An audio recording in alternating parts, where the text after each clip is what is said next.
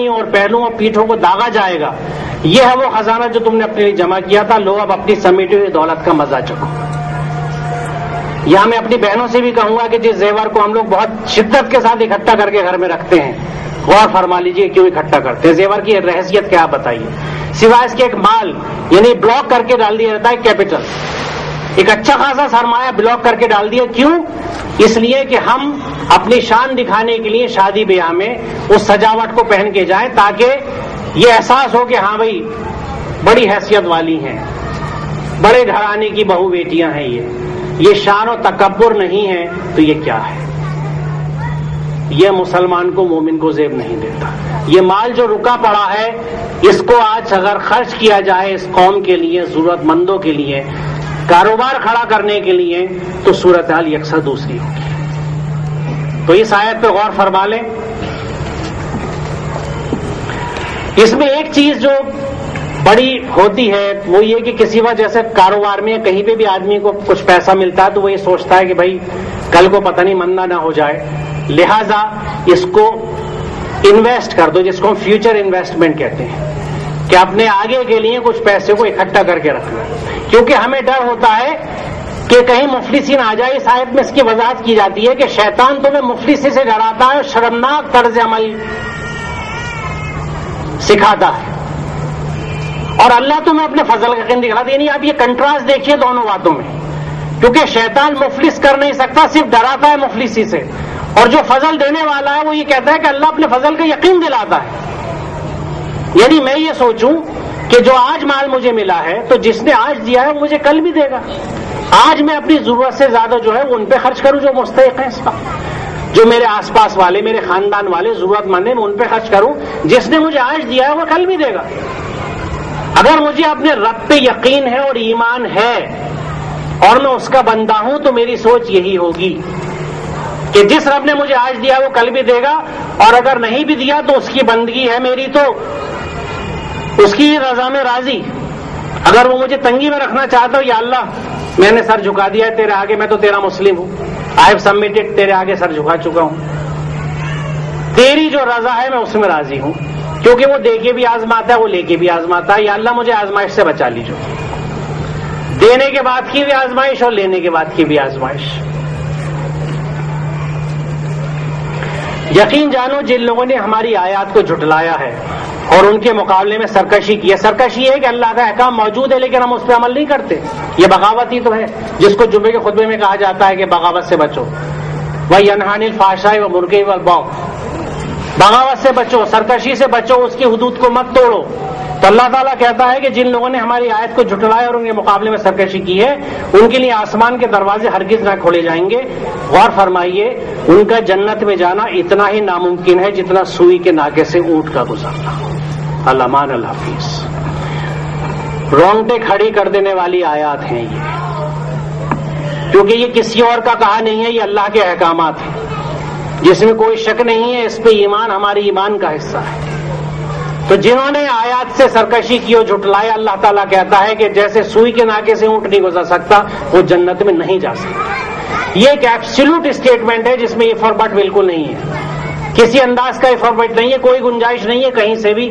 ایک مطلق جس کو حکم کہا جاتا ہے کہ ایسے لوگ جنت میں نہیں جائیں گے.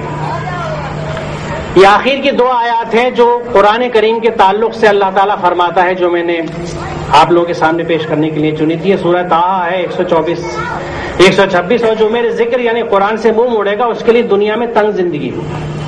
یعنی قرآن سے اگر منہ موڑ لیا تو تنگ زندگی ہوگی. اب یہ فیصلہ میں آپ پہ چھوڑتا ہوں کہ سوچ لیجئے کہ آج ہماری زندگی تنگ ہے یا خوشحال ہے, ہم سکون کی زندگی جیتے ہیں یا تنگ زندگی جیتے ہیں. اور قیامت کے روز ہم اسے اندھا اٹھائیں گے. وہ کہے گا پروردگار دنیا میں تو میں آنکھوں والا تھا, تو نے قیامت پہ اندھا کیوں اٹھایا؟ تو اللہ تعالیٰ کہے گا جس طرح دنیا میں تو نے ہمارے اس کلام سے آنکھیں پھیری تھی, منہ موڑا تھا, آج ہم آنکھیں تیرے سے پھیر لیتے ہیں. علمان الحافظ. قیامت کے دن اللہ تعالیٰ جس طرف رخ نہ کرے, جن لوگوں کی طرف سے آنکھیں پھیر لے, ان کا کیا حشر ہوگا. اور ہم نے خاص اپنے پاس سے تم کو ایک ذکر یعنی یہ درس نصیحت یعنی قرآن عطا کیا ہے. جو کوئی اس سے منہ موڑے گا وہ قیامت کے روز سخت بارے گناہ اٹھائے گا, اور ایسے سب لوگ ہمیشہ اس کے وبال میں گرفتار رہیں گے, اور قیامت کے دن ان کے لیے بڑا تکلیف دہ بوجھ ہوگا. ہمیشہ اس کے وبال میں گرفتار رہیں گے. یہ دنیا سے آخرت تک کا ذکر ہے, کیونکہ آخرت کے لیے آگے وضاحت آئی ہے. قیامت کے دن ان کے لیے بڑا تکلیف دہ بوجھ ہوگا. تو قیامت کے تکلیف دہ بوجھ ہوگا, یہاں پہ بھی اس کے وبال میں گرفتار رہیں گے. یعنی سکون میں نہیں ہوں گے, زندگی تنگ ہوگی, وہی کیفیت ہوگی جس سے آج ہم گزرتے ہیں. شکریہ آپ لوگوں کا, آپ نے توجہ سے بات سنی. میری گزارش آپ سے صرف اتنی ہے کہ یہ میری اپنی آپ بیتی تھی. قرآن کریم کو سمجھے بنا, اللہ تعالیٰ کے قوانین کو سمجھے بنا ہم وہ زندگی نہیں گزار سکتے جس کا کہ گزارنے کا ہمیں حکم دیا گیا ہے. لہذا اس چیز کا ارادہ ابھی اور اسی وقت کر لیں کہ قرآن کریم کو سمجھ کے پڑھیں گے, ترجمے کے ساتھ پڑھیں گے, اور روز کا ورد رکھیں گے. روز قرآن کریم کو ترجمے سے پڑھ کے سمجھ کے کہ یہ بات اللہ نے کیوں کہی ہے, اور میں اس کو کس طرح سے اپنی زندگی میں عمل بناؤں. کیونکہ دیکھیے یہ بات میں سمجھتا ہوں اور کہہ سکتا ہوں کہ آج کا زمانہ ایسا ہے کہ میری بات میرے بچے بھی نہیں سن سکتے, ممکن ہے نہ سنیں, لیکن مجھے کون روکتا ہے کہ میں قرآنی احکامات پہ نہ چلوں؟ اگر کوئی روکتا تو میرا نفس ہی تو ہے نا. میں تو عمل کر سکتا ہوں, قرآن کو سمجھوں اور اس پہ عمل کروں. یہاں یہ نوجوان جنہوں نے اس پروگرام کا اہتمام کیا ہے, آپ میں سے بیشتر حضرات واقف ہوں گے, انہوں نے یہاں پہ ایک نظم قائم کر رکھا ہے قرآن کریم کو سمجھنے کا, یعنی قرآنی عربی کو سکھانے کا. اور اس کے لیے یہ پروگرام جو ہے 200 گھنٹے میں عربی سکھانے کا, یہ حضرت مولانا عبد الکریم باریک صاحب کا ترتیب کرتا تھا. اللہ تعالیٰ ان کو ان کے درجات بلند کرے. یہ پروگرام دہلی میں بہت جگہوں پہ چلتا ہے, جس علاقے میں میں رہتا ہوں اوکھلے میں, وہاں پہ بھی, اور اس کی 100 سے بھی اوپر اب کلاسیں ہو چکی ہیں. اس میں قرآن کریم یعنی 200 گھنٹے میں آپ کو جو بھی اس کلاس کو جوائن کرتا ہے, ہفتے میں 1 گھنٹے کا انتظام ہے, اور اس میں بھی اوقات آپ لوگوں کی سہولیت کے حساب سے, یعنی ہر اوقات میں کلاسیں کا انتظام ہے.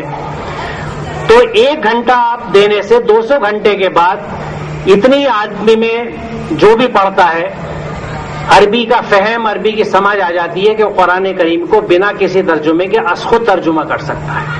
کیونکہ قرآن کریم میں بہت محدود الفاظ ہیں جن کا استعمال بار بار ہوا ہے. اگر ان کا مفہوم سمجھ لیں, ان سے متعلق گردانوں کو آپ سمجھ لیں, ایک طرح سے ایبسٹریکٹ کورس ہے, مختصر کورس, جس میں مختصر گرامر اور مختصر فہم ہے, لیکن اس سے آپ قرآن کریم کو سمجھ کے بنا کسی ترجمے کے پڑھ سکتے ہیں. اور یہاں اس میں یہ منتظمین ہمارے یہاں عمران صاحب ہیں. یہاں میرے خیال میں آپ نمبر اپنا بتا دیجیے گا تاکہ جو لوگ انٹرسٹڈ ہوں. اور آخر میں یہاں پہ اس پروگرام میں ان کلاسز کو جو لوگ اٹینڈ کرتے ہیں ان میں سے صرف 3 لوگوں کو یہاں آپ کے سامنے دعوت دوں گا کہ وہ قرآن کریم آپ کو پڑھ کے اور ترجمہ کر کے سنائیں گے بنا ترجمے کے قرآن کریم سے.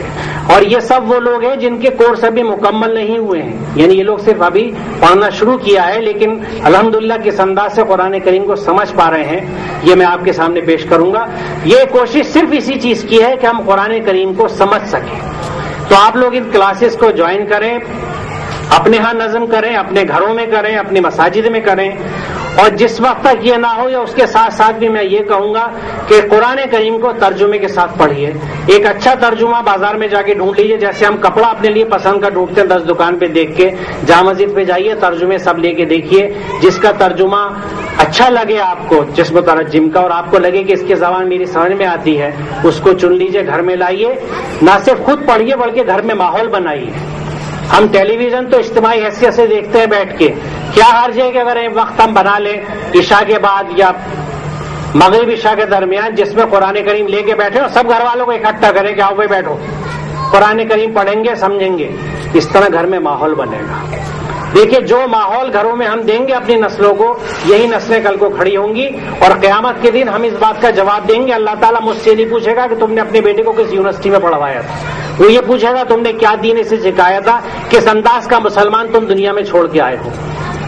مجھے فکر یہ ہے کہ یہ آج ٹیلی ویژن کی جنریشن کے جو بچے اور بچیاں ہیں, یہ کل کے کیسے ماں باپ بنیں گے, ان کے پاس کیا دین کی سوچ سمجھ ہے. اردو تک ختم ہو چکی ہے، دین کا سرمایہ اردو میں موجود ہے، یہ کیا پڑھیں گے اور کیا پڑھائیں گے؟ کیا آپ نہیں سمجھتے کہ ہماری غور طلب چیز ہے؟ کیا اس پہ ہماری پکڑ ہوگی؟ اس طرف غور فرمائیں.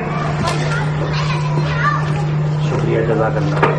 تو سب سے پہلے میں دعوت دے رہا ہوں سید جنید احمد صاحب جو بی کام آنرس کے طالب علم ہیں ذاکر حسین کالج میں، کہ وہ تشریف لائیں اور قرآن کریم کو ترجمے سے آپ کے سامنے پیش کریں.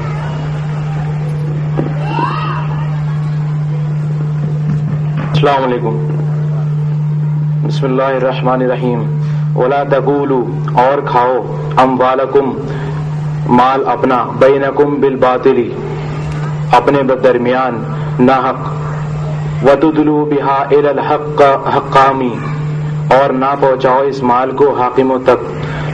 قلوا فریقا من اموال للناس، اور تاکہ یہ مال نہ کھائیں فریق لوگوں کا گناہ کے ساتھ. انتم تعلمون، اور تم یہ جانتے ہو. یسألونک عن الاحلہ، اور جب آپ سے پوچھا چاند کے بارے میں، قل ہی مواقیت للناس والحج، کہا کہ وقت بتاتا ہے لوگوں کو اور حج کا. ولیس البر بان تأتوا البیوت من ظہور، اور نیکی نہیں ہے اس میں کہ تم داخل ہو اپنے گھروں میں اس کے پیچھے سے. ولکن البر من التقوی، لیکن نیکی یہ ہے کہ تم پرہیزگار بنو. واتوا البیوت من ابوابها، اور اپنے گھروں میں داخل ہو دروازوں سے. واتقوا اللہ لعلکم تفلحون، اور ڈرو اللہ سے تاکہ تم فلاح پا جاؤ. وقاتلوا فی سبیل اللہ الذی یقاتلونکم ولا تعتدون، اور قتل کرو اللہ کی راہ میں ان لوگوں کو جنہوں نے تمہیں قتل کیا، اور زیادتی نہ کرو. ان اللہ لا یحب المعتدین، اور اللہ محبت کرتا زیادتی کرنے والوں سے. وقتلوہم حیث ثقفتموہم واخرجوا، اور قتل کرو جہاں سے وہ نکلتے ہیں. وَأَخْرِجُوكُمْ هُمْ مِنْ حَيْثُ أَخْرَجُوكُمْ وَالْفِتْنَةُ أَشَدُّ مِنَ الْقَتْلِ، اور خارج کرو ان کو جس طرح انہوں نے تمہیں خارج کرا، اور فتنہ شدید ہے قتل کے مقابلے. وَلَا تُقَاتِلُوهُمْ عِنْدَ الْمَسْجِدِ الْحَرَامِ، اور قتل نہ کرو ان کو مسجد حرام میں. حَتَّى يُقَاتِلُوكُمْ فِيهِ، حتیٰ کہ وہ تمہیں قتل کریں اس کے اندر. فَإِنْ قَاتَلُوكُمْ فَاقْتُلُوهُمْ، اور قتل کرو ان کو اگر وہ تم کو قتل کریں.